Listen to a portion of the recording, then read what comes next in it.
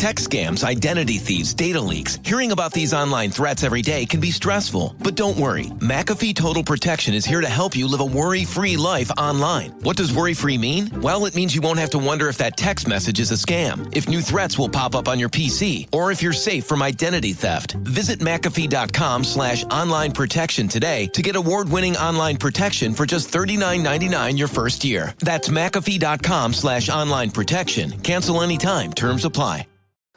Welcome to an exclusive episode of Mind Love. Today's episode is all about spiritual pregnancy. Women who are more educated about the birth process, they actually have less pain overall because they're in control. They're in control of what's happening to them. And I think part of the problem with labor, especially in women that are first-time moms, is they don't know. They don't know what to expect. Being present will help alleviate some of the fear because you'll realize that you have control. I mean, we know from things like heart math and heart rate variability that you can control your heart rate, you can control your body temperature, and you can control pain for the most part. I mean, obviously, when you're in labor, it's going to hurt. I mean, there's no way around that. But you can control what's happening to your body for the most part. If you haven't heard by now, I'm preggo. I am officially growing a baby. I have mentioned it in a few other episodes, but since this one's all about pregnancy, you're hearing about it again. I am so excited.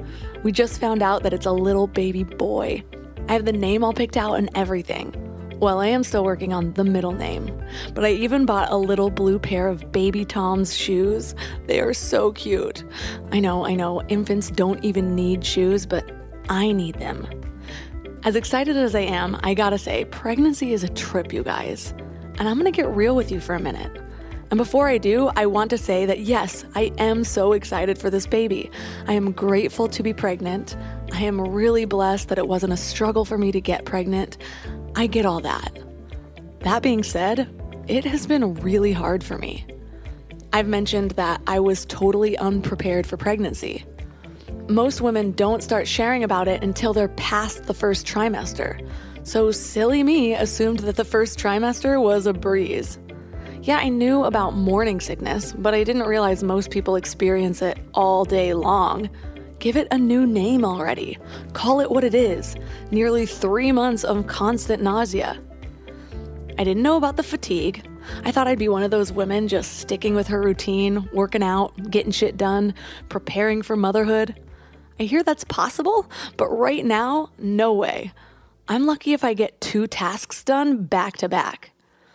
And I know, I am listening to my body. I know it's doing big things and it needs its rest, but I'm also just not the type of person who is happiest sitting around. So I'm doing it, but it also gives me a little bit of depression. I also thought that since I'm usually so healthy in my day-to-day life, I'd be like the healthiest pregnant woman ever, getting movement, eating all my organic nutrients. Nope.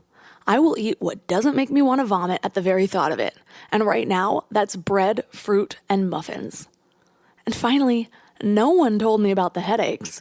Or maybe I should just call it the headache because it's basically been just one ongoing headache for days at a time. Needless to say, I do not feel like my best self. I don't feel like I'm very good at being pregnant. I kind of feel like I'm failing. And then I feel guilty for feeling this way. I think, too, that in the first trimester, I'm not feeling the baby moving around, so it's still kind of just a concept to me. Like, is this really happening? I'm 11 weeks now, although when this is released, I'll be about 12 and a half weeks. And I do have a little bump, but it's not that much different than if I gained 5 to 10 pounds, so it definitely doesn't feel cute yet. I'm not telling you all this to complain or to scare people away from wanting to do this. But I do think the best way for women to support each other is to share our experiences, our real experiences, not what we think people want to hear. I am so grateful for the moms in my life that are further ahead in all this than me. They have really helped me normalize what I'm going through. Like I said, I feel like I'm failing motherhood already. It's making me feel weak. So I've just tried to be vulnerable with my friends. I mean, that's kind of my strong suit. Telling it like it is, no matter the consequences. And I will say I was a little worried that I was gonna sound weak or sound ungrateful, but what did I have to lose? Quite the opposite happened, actually. Most of them were like, dude, yeah, I had a terrible pregnancy. Or, yeah, I barely got out of bed for 2 months. Why is no one talking about this? I think anything is harder to deal with when you feel like you're the only one. Once you find out it's common, you have the energetic support of every other woman who's experienced this. And this is why sharing is so important to me. But now to the good part. I didn't want to feel like my pregnancy was happening to me. I wanted to change my experience. I wanted to connect with my little baby, which is how I found today's guest. His name is Dr. Shawn Tassone, and he wrote a book called Spiritual Pregnancy. This book was able to show me my pregnancy in a new light, connect with my little unborn baby, which all that just helped me to transform my relationship with the whole pregnancy experience. He says that each trimester offers different levels of emotional, spiritual, and physical connections, and all of this can heighten your awareness of yourself and your unborn baby. And each day, looking at it through this lens helps me feel a little less like I'm failing pregnancy and a little more like a warrior coming into being. So 3 key things we will learn are about the physical and spiritual womb, the significance of the 49th day of pregnancy, and ways to energetically connect to your unborn baby throughout the journey. Hey there, wild minds.